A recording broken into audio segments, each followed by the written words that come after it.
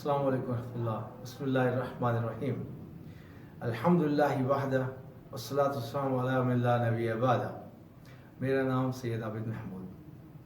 अभी पिछले दिनों अल्लाह के रास्ते में जमात के साथ जाना हुआ। शुरू में तो 8 दिन की जमात की तश्कील हमारी ओकाड़ा शहर में हुई और 28 दिन की हैदराबाद शहर में हुई।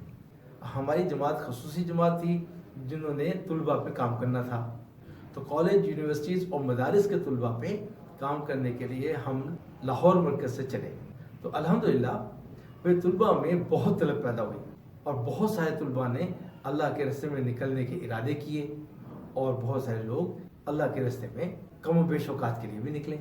तो अल्लाह के रास्ते में निकल कर बहुत तरह की फ़िक्र के लोगों से मुलाकातें होती हैं, जिनमें आलम भी होते हैं और आमी लोग भी होते हैं। तो दोनों तरह के अहबाब से मुलाकातें होती हैं। अल्लाह सुब्हानहू व तआला के रास्ते में हर कलमा पढ़ने वाले को वक्त देना क्यों ज़रूरी है। एक साहब से मुलाकात हुई, वो एक यूनिवर्सिटी के प्रोफेसर थे। इनका सवाल था कि पाकिस्तान में और पूरी दुनिया में मुसलमान अपनी इबादतें पूरी कर रहे हैं और उलमा अपनी जगह पर दीन की और इखलाक की मेहनत भी कर रहे हैं और भाई तबलीगी जमात भी बड़ी पैमाने पर कुर्बानियाँ दे रही है, बड़े पैमाने पर नकलो हरकत हो रही है, मगर अमूमी तौर पर मुसलमानों के साथ अल्लाह सुब्हानहू व तआला की मदद नहीं है। तो अल्लाह सुब्हानहू व तआला अमूमी तौर पर मुसलमानों के साथ क्यों नहीं है। तो इस पर प्रोफेसर साहब को अर्ज़ खिदमत की कि आम और ख़ास मुसलमानों के आमाल अल्लाह अज़्ज़ व जल के यकीन से खाली हैं या कमज़ोर हैं, इसलिए अल्लाह जल्ल जलालहू अमूमी तौर पर मुसलमानों से नाराज़ है। इस बात को समझने के लिए कुछ इस तरह से अंदाज़ा लगाने की कोशिश करते हैं कि हम जानते हैं कि फजर की नमाज इमाम के पीछे बाजमात अदा करने से बंदे की किफ़ायत हो जाती है। तो क्या आम मुसलमान को इस बात पर यकीन होता है या इनको अपने जेबों में जो नोट हैं उस पर यकीन होता है। अब इस बात को हम खुद अंदर से जानते हैं। जेबों में जो नोट हैं उनकी वजह से जो दिल मुतमईन है, क्या फजर की 2 रकत नमाज पढ़ने से अल्लाह सुब्हानहू व तआला की तरफ से किफ़ायत का वो इत्मीनान है। हम सबको इस बात का अच्छी तरीके से मालूम है। या मुलाजमतों से या जिस कारोबार को हम करते हैं इससे पैसे आते हैं, इस पर यकीन है, या आमाल से जिससे अल्लाह पाक की ज़ात आली के साथ ताल्लुक बनता है, इस पर यकीन है। अब ये अंदर के मामले को हम सब खूब जानते हैं। कुरान पाक में अल्लाह सुब्हानहू व तआला ने साफ साफ फरमा दिया, अल्लाह अज़्ज़ व जल की तरफ बुलाने वाला जो बोल है इससे ज्यादा हसीन बोल और कोई नहीं है। अब अल्लाह सुब्हानहू व तआला की तरफ बुलाने वाले बोल अच्छे लगते हैं या जो पैसा दिलाने वाले बोल हैं वो अच्छे लगते हैं। अब भाई हम सबको अच्छी तरह से मालूम है, यानी कि एक आदमी लोगों को मार्केटिंग करता है और उससे पैसे आते हैं, चीजें बेचता है या और कोई कारोबार करता है, उसमें बोलता है, बातें करता है, या फिर एक आदमी अल्लाह सुब्हानहू व तआला की जात लोगों के सामने बयान करता है। किससे क्या फायदा होगा, इस पे किस चीज का यकीन बना हुआ है, किस पे वो ज्यादा तवज्जो देगा।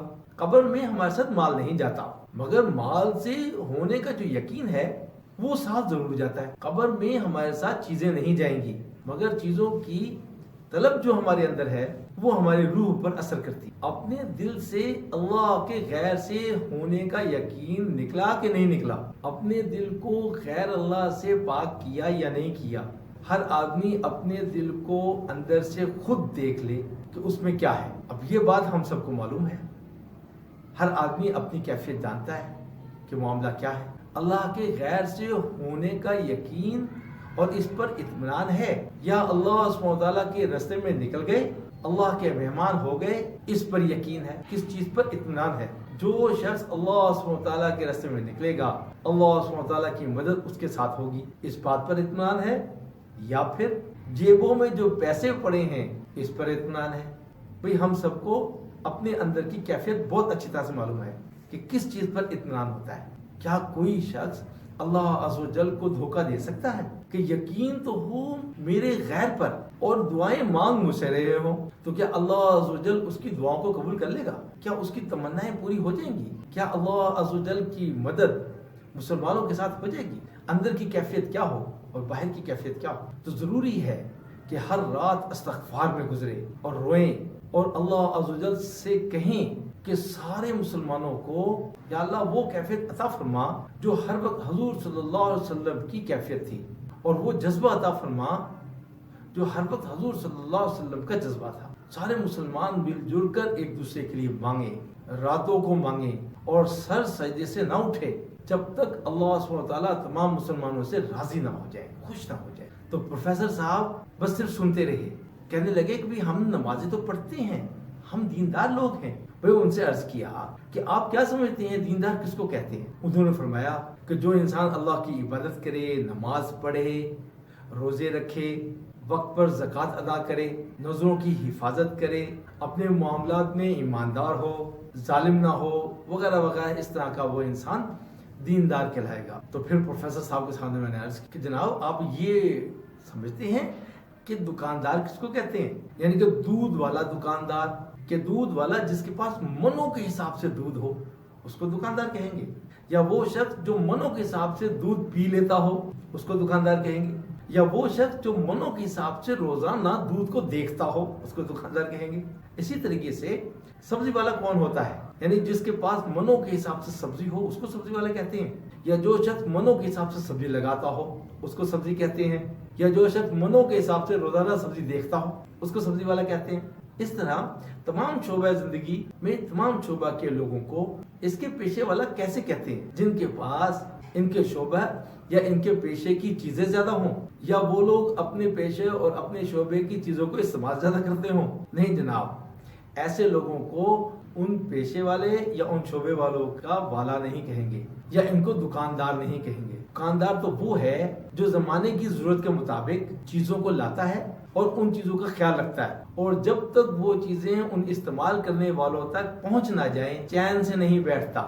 اب اس بات کے لیے وہ پورا دن پوری رات سوچ اور فکر کرتا رہتا ہے، اور نت نئے طریقوں سے سوچ کر ان تک وہ چیزیں پہنچانے کے لیے فکر کرتا ہے۔ اس کے لیے وہ اپنا جان، مال، وقت لگاتا ہے، ہر طرح کی قربانی دیتا ہے، اپنے گھر سے 14-15 گھنٹے غیر حاضر رہتا ہے، اور کئی دن دوسرے علاقوں کا سفر بھی کرتا ہے، اپنے بیوی بچوں اور گھر والوں سے دور رہتا ہے، اور اس کام کے لیے وہ دکاندار اپنا کھانا بھی آگے پیچھے کرتا ہے، اور عید کے روز بھی اپنی دکان کھولتا ہے، اور ضرورت پڑنے پر اکثر رات کو دیر سے گھر لوٹتا ہے۔ اس آدمی کو کہیں گے کہ یہ دکاندار ہے۔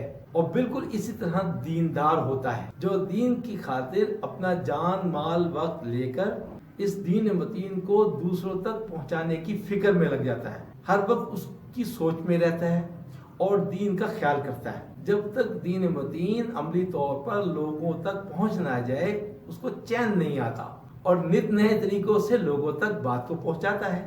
اس پر ہر طرح کی قربانی کے لیے تیار رہتا ہے اور قربانی دیتا ہے، اور قربانی کے بعد جو تکلیف آتی ہے اس کو برداشت بھی کرتا ہے، اور اپنے گھر کو کئی گھنٹوں کے لیے چھوڑتا ہے، اور کئی دنوں کے لیے گھر سے باہر دوسرے علاقوں میں جا کر سفر بھی کرتا ہے، اس کے لیے کہ دین پوری دنیا میں عام ہو جائے۔